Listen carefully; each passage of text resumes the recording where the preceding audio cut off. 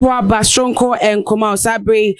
wajibre shetu maji ejankopon show ewo supporter da ne da no wode etai eye efidie yi echi na wo ma eye wakoma so ebisade nia na ebusuafo mede na ama owusua ebre aso se eye training issues e koso ewo man mu no mede be so mo ewo fidie yi so na meko ensem no eso no ene day eye 7-member panel judges wo mo ewo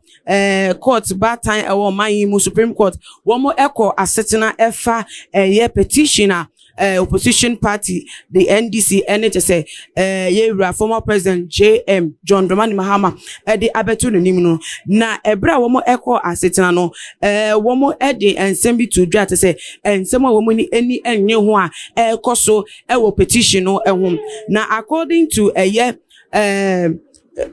judges for omo ye ensuyin wo mo kira na ma bi ikoso a wo mani enye ho kra na the ekoso no se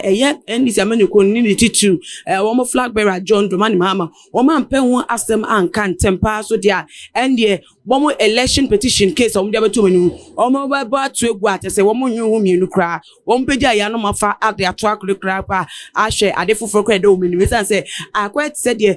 wo mo emre na amanyuko we wo mo epe aselo kwa because obi a waye petition ni wa chocho wo hia de nia wom na ebie mo osade aka won se wo adansifo enum a wo metimi atai we chegina mu aka se wasem a wo ka ele betu de wo mu na afa de enko wie chire ebre na so ye ka asem ne atena asem no so ye ka fa adansifo ne bre anase wo mo fa so kra po fa betu da eno so a wenchi eno so ntimi ma na eno no de empa na wo pa kire ajaje for no to wo mo se eye de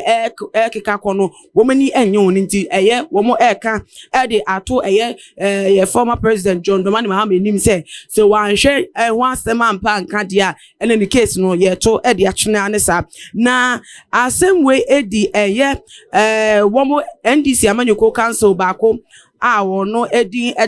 Tony Luther lawyer Tony Luther no so eka team no bi atese ne nsem bi betu dwa no wo pa che se wo mo witness statements no wo mo entimi fam betu dwa because wo mo entimi file just because say wo mo enya substantive issues bi atese eno ene wo mo emma wo mo kwan wo mo entimi enya statements no betu dwa ene biam so de kan wo say permission so menya atese omodi betimi di 12 interrogation na omodi edi to easy ni mo entimi enya ho kwan anye no eno ka ho na tese atwenyama assign edemonte the bro this esem ekoto judge for no ededum no mu se dabi de ekeka koi de ya trashie ase womuni ya tra omuni to ase de omo afọ omo mre kwa na omo pese omo nse no kwa eno nti se womatena ase ene na ese ko motena ese ko mo ni dwuma na ensem atese abeda ho ese nka enteki 42 days line no womo ye kokwasa sa dia twemu dia ene obebo ato akone na tese asem no womo etimi enya no we na say ene woka no say whether or not the second respondent obtained more than 50% of the votes cast by the exclusion or inclusion of the Techiman South constituency result, and whether or not declaration was in violation of the constitution, whether or not the alleged pardon affected the result as declared. And it is a sema penifoi edi etu eja atese no womo ensema ehi omo a pese womo enti won ase atese eno no ene asema womo etwe edi akweche nti sesi ano Supreme Court no esinjina ye womo aka akwa in the form of a word of caution, I said warning edi akoma endi semanyo kono so womo petition no womo dia betu da no so womo anye won tema npe won asema nka womo witness statement won pe won asema enka ntem womo a womo tarobochi a womo di omani hu bi say ye Techiman South constituency abaye to ho no record dem ho mo ni ebiom so no afi abato eto ye no isi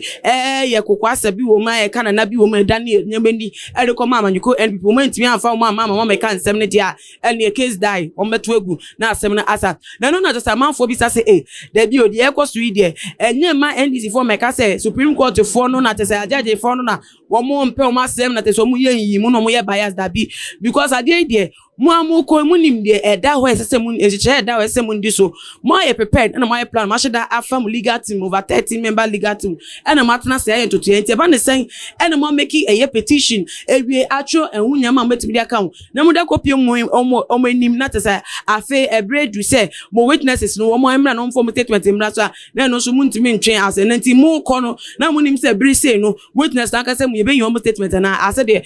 mo ye na ase de mo nim de mo ye ano na say mo mu no mu twetwa mo sa ase de akomasa na atu ntwa ho na mo twetwa mo sa ehunhia no nti mu ka asem no eyie alato mu nsi ni pe mu case am wo pa no mo fa tu da na se Supreme Court bet bi afa ho a no onye emfa ho na de mo ye de ase mo twe na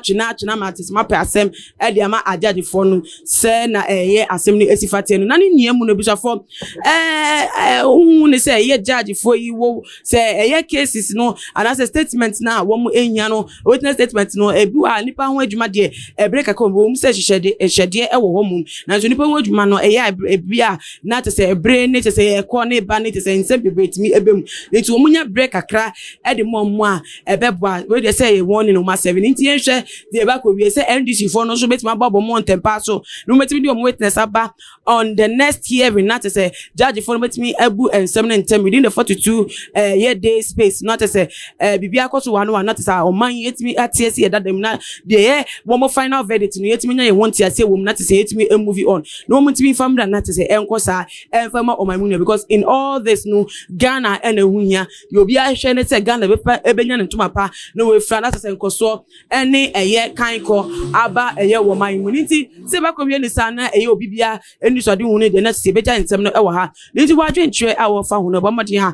ne fa so me e wo comment section na biem so no share video way on other social media platforms follow you on Instagram, Twitter so @tumagh_ Facebook so @tumagh meeting na ama o so na me aduma be dey shop makramo.